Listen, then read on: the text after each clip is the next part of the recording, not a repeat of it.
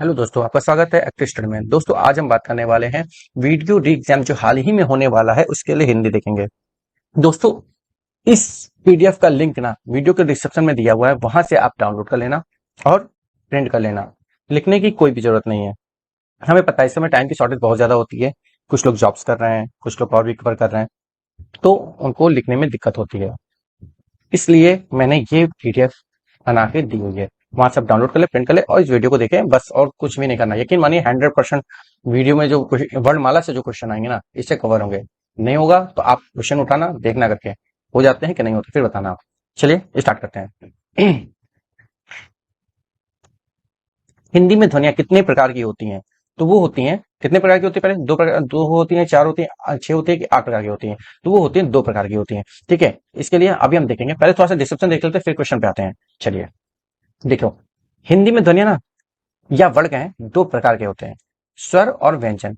ठीक है, तो स्वर कितने होते हैं? स्वर 11 प्रकार के 11 होते हैं, और व्यंजन की संख्या कितनी है? 33 होते हैं। ठीक है, कितने होते हैं? 33 व्यंजन होते हैं। ठीक, आपको ये पता होना चाहिए।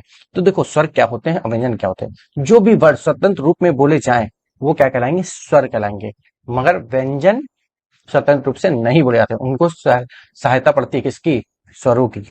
उनको बोलने के लिए स्वरों की सहायता पड़ती है। जैसे जो भी वर्ड स्वरों की सहायता से बोले जाए वो कहलाते हैं क्या? व्यंजन। देखो, का है, का में हलन लगा दें, फिर आ, देखो इस फॉर्मेट में होता है। ठीक, का को का जब लिखेंगे, लिखते हैं ना, तो अगर हम तो का से पहले लिखते हैं, अगर हलंत लगाते हैं तो उसमें आ बाहर आता है, तो ये आ की सहायता से का बोला जाता है। इसी तरह जाओ तो सारे के सारे व्यंजन, जितने भी व्यंजन है ना, वो स्वरों की सहायता से बोले जाते हैं।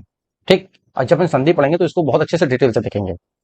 हम्म, चलिए अब देखिए, आपको पता चल गया कि हिंदी में ध्वनियां कितने प्रकार की होती है। तो कितने प्रकार की होती है? तो दो प्रकार की होती है। ठीक है, याद रहेगा, और ये चीजें आप याद कर लेना। अभी आगे देख, ये दूसरा क्वेश्चन हमारा। ठीक है, वर्णमाला में, ठीक है, स्पर्श व्यंजनों की संख्या कितनी है? अब ये कौन सी बला है, स्पर्श व्यंजन कौन से होते हैं? तो पहले हम देख लेते हैं स्पर्श व्यंजन, फिर आते हैं, फिर से क्वेश्चन पे आते हैं। ठीक है, चलो अब देखो दोस्तों, ये देखो, ये एक, आपने बचपन में क्या काका काका तो पढ़ाई होगा, तो काका काका सभी को मोस्टली याद होगा, नहीं याद होगा तो रिकॉल कर लेना आप। ठीक है, वही देखो, इसमें कुछ वर्ग होते हैं, कावर, चावर, टावर, तावर और पावर, और सब में पांच पांच होते हैं। ठीक है, पांच पांच व्यंजन होते हैं, पांच पांच पांच। ठीक है, और पांच, ठीक, ये पांच पांच होते हैं। तो कावर में का खा गा गा अंगा, चा छा छा छा छैया, टा टा टा टा टा, ता था दा दा ना, पा फा बा बा मा। ठीक है, ये सारे के सारे वर्ग होते हैं, और वर्गों के क्या होते हैं? व्यंजन होते हैं।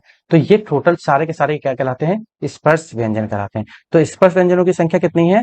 25 होती है। कितनी होती है? 25 होती है, आपको याद रखना है। और ये जो आपने चार्ट देखा है, ये चावर टावर, सॉरी, कावर चावर टावर तावर पावर, ठीक है, ये आपको याद होना चाहिए। ये टेबल बहुत ही इंपॉर्टेंट है। ये वर्णमाला की सबसे महत्वपूर्ण टेबल है। ठीक है, अभी आगे दिखेगा, आपको पता चलेगा क्यों। आपको याद याद तो होगी, बचपन से पढ़ते आए, याद तो होगी ही आपको। चलिए अब देख रहे, वर्णमाला में स्पर्श व्यंजनों की संख्या कितनी है? तो आप आराम से बता दोगे, पांच होती हैं। पांच वर्ग होते हैं, और हर एक वर्ग में पांच व्यंजन होते हैं। 25 हो गया, 25 स्पर्श व्यंजनों की संख्या होती है 25 होती है। ठीक, चलो अब, भाषा की सार्थक लघुत्तम इकाई किसे माना जाता है? अब देखो भैया, सार्थक मीन्स क्या होता है? सार्थक मीन्स होता है, देखो, मीनिंगफुल। क्या होता है? मीनिंगफुल, जिसका कोई मतलब निकलता हो, जिसका कोई अर्थ निकलता हो। ठीक है, तो वो कहलाती है सार्थक। ठीक है, तो भैया देखो क्या होता है, मीनिंग किसकी निकल सकती है? का की निकलती। का मीन्स क्या होता है? नहीं बता सकते। खा मीन्स वर्ड का नहीं निकाल सकते मीनिंग, मगर एक शब्द की मीनिंग हम निकाल सकते हैं। अगर हम कमल लिख दे तो कमल मतलब समझ में आता है कि ये एक पुष्प है, एक फूल है। ठीक है, कमल को लिख दे, मान लो एक शब्द लिख दे कमल, तो कमल का मतलब समझ में आता है कि एक पुष्प है, ये फूल है, उसका अर्थ निकल के आता है। तो सार्थक, सबसे भाषा की सार्थक लघुत्तम इकाई किसे कहा जाता है? तो भैया सार्थक लघुत्तम इकाई इस शब्द को कहा जाता है। मतलब लघुत्तम माने छोटी इकाई, सबसे छोटी इकाई किसे कहा जाता है सार्थक में? तो वो शब्द होती है। ठीक है, लघुत्तम माने छोटी, और साथ में मीनिंगफुल इकाई किसे कहते हैं? वो शब्द होती है। अब देखो, इससे रिलेटेड हम कुछ चीजें बता देते हैं जो पेपर में बहुत ज्यादा पूछी जाती है, और इंपॉर्टेंट भी बहुत है। ठीक, चलो, ये चार चीजें बहुत ज्यादा इंपॉर्टेंट है, क्वेश्चन पूछे ही पूछे जाते हैं, तो ये आपको पता होना चाहिए। पता क्या, अभी बताऊंगा सारा, अपने आप याद हो जाएगा आपको। ठीक है, भाषा की सबसे छोटी इकाई वर्ड या ध्वनि होती है। आपको वर्ड या ध्वनि हम कैसे पता करें? चलो छोड़ दो यार, अभी बताता हूँ इसको। भाषा की सबसे छोटी सार्थक इकाई, सार्थक इकाई बता दी मैंने, सार्थक माने मीनिंगफुल इकाई शब्द होती है। ठीक है, समझ में आ गया होगा आपको। अब देखो, भाषा की सबसे छोटी लिखित इकाई लिखने के तौर पे कौन सी इकाई होती है? तो लिखने वाली तो वर्ड ही होगी ना मेरे भाई, और कोई तो होगी नहीं। लिखने के आधार पे सबसे छोटी इकाई कौन सी थी? वर्ड होती है। मान लो का हो गई, ठीक है, तो हो गई ना सबसे छोटी इकाई। अगर बोलने के आधार पे मौखिक, भाषा की सबसे छोटी मौखिक इकाई मतलब बोलने वाली इकाई मान लीजिए, तो वो हो गई कौन सी? ध्वनि हो गई। कौन सी? ध्वनि हो गई। अगर ये दोनों ऑप्शन में नहीं होते, लिखित और मौखिक नहीं लिखा होता, भाषा की सबसे छोटी इकाई लिखी होती, तो या वर्ड दिया होगा या तो ध्वनि दिया होगा, दोनों में से वो टिक कर देना आप। अगर दोनों ही दिया है तो एक बोध का भी आंसर होगा, तो बोध का टिक कर देना, ठीक है। वैसे दोनों साथ में नहीं दिया जाता है। चलिए अब देखिए, अब ये क्वेश्चन समझ में आया, भाषा की सार्थक लघुत्तम इकाई किसे माना जाता है? तो ये शब्द को माना जाता है। मेरे ख्याल से यहाँ पे तो कोई दिक्कत हुई? कोई दिक्कत नहीं, मेरे ख्याल से तो कोई दिक्कत नहीं होनी चाहिए। चलिए अब आगे बढ़ते हैं हम लोग, ठीक है। चौथा क्वेश्चन हम देख लेते हैं।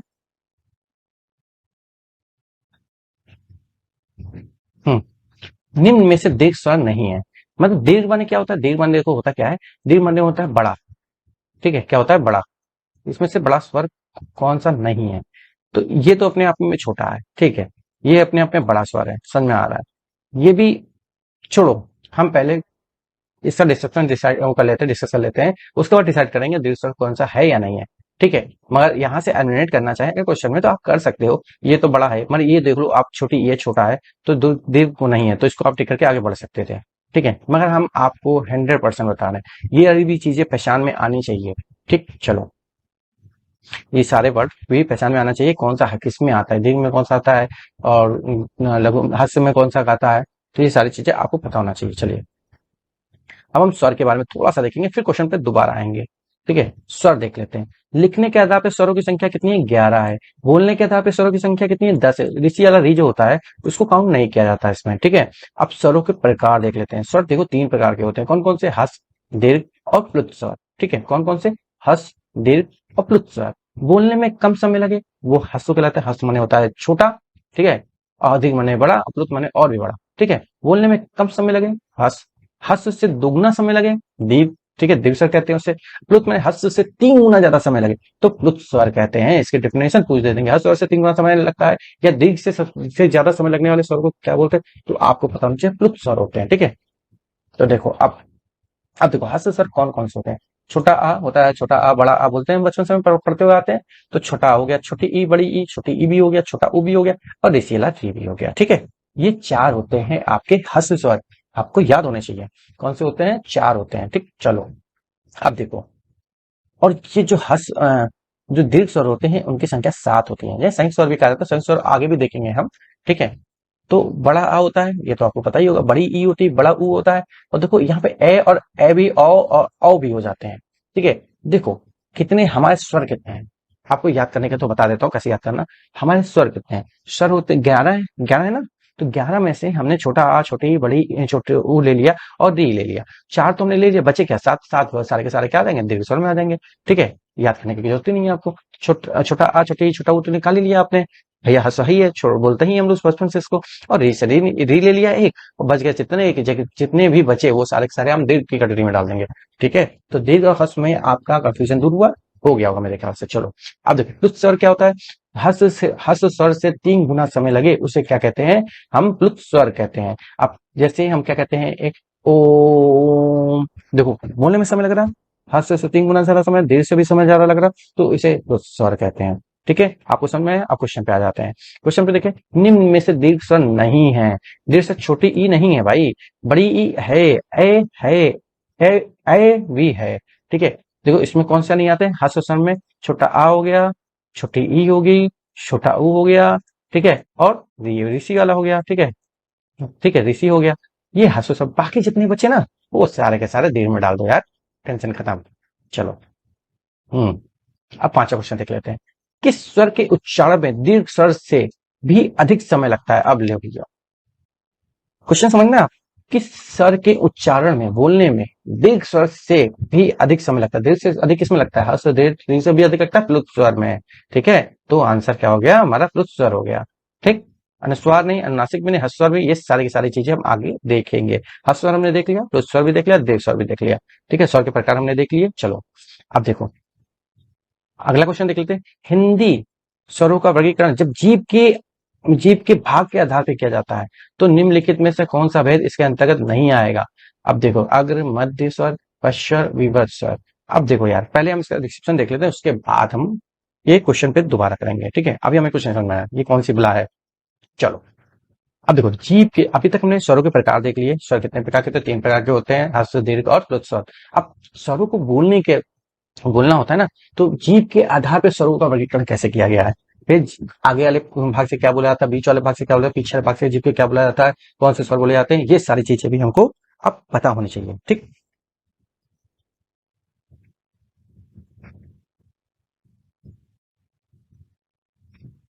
ठीक है, चलो।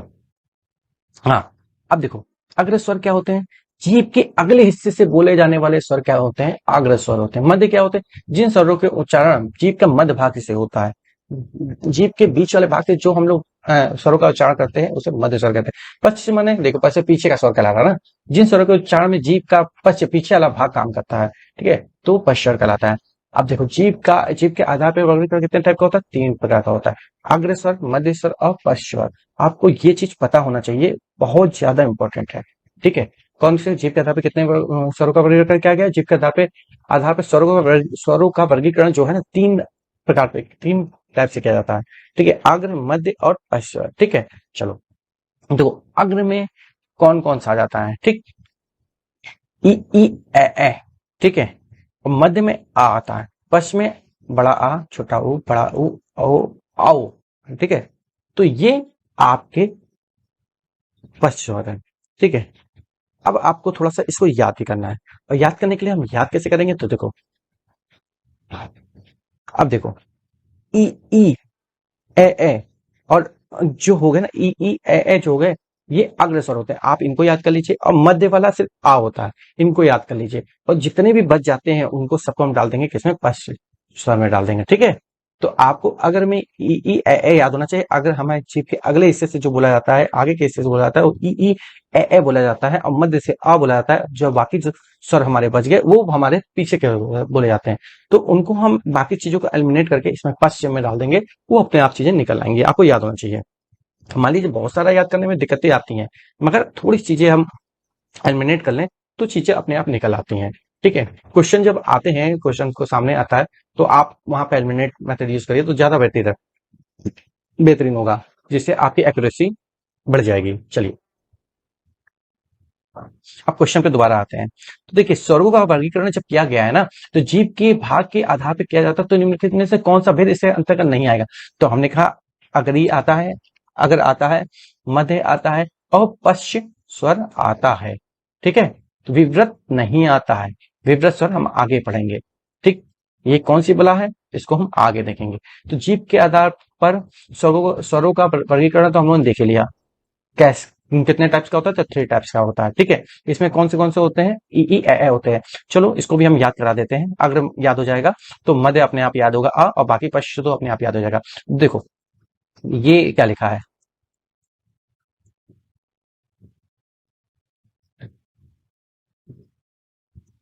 अग्र से अग्रीय बन रहा? नहीं बन रहा? बन रहा है ना? ठीक है। ई, ये देखो, ई की मात्रा जा रही है, ई, और ए ये हो गया, ठीक है? ए हो गया। तो अग्रीय याद कर लेना इससे, ठीक है? अग्र से अग्रीय याद कर लेना, ई ए हो गया, और मध्य आपको आ याद हो गया, और आ उ, ठीक है? आ उ ओ आपका पश्चिम में आ गया। एलिमिनेट कर लेना, ये 2 याद हो जाएंगे अपने आप, ये सारे के सारे अपने आप ये निकल आएंगे, ठीक है? तो आपको ये पता चल जाएगा कि पश्चिम में कौन कौन से आते हैं। अगर वहां पे पश्चिम आ गया तो आपने देख लिया कि उसमें से ये तो है नहीं, अग्री में तो है नहीं, मध्य में आला है नहीं, तो बचा क्या? ये आगे स्वर है, तो आप टिक कर लोगे आसानी से, ठीक है? चलो, बढ़ते हैं अगले क्वेश्चन की तरफ। अब देखो, यहाँ पे आप मध्य स्वर कहते हैं, किसे कहते हैं भैया? ऊ को, ठीक है? हमें पता चल गया ऊ किसमें आता था? अग्री, नहीं आता था, ये अग्र में आता है, ये पश्चिम में आता है, वो वाला ई, अग्री, हाँ, ये अग्र में आता है। देखो, अग्री हमने कर रहे हैं, ये अग्र में आता है, ठीक है? देखो, बड़ी ई भी अग्र में आता है, आ मध्य में आता है, भाई ये आंसर सही हुआ, ठीक है? तो देखो, मध्य स्वर आ था, ठीक? अग्र स्वर हम बताया ई, ए था, और ऊ क्या था? पश्चिम में था, ठीक? चलो, भाषा विज्ञान की दृष्टि से बड़ा ऊ किस प्रकार का स्वर है? अब बताओ भैया।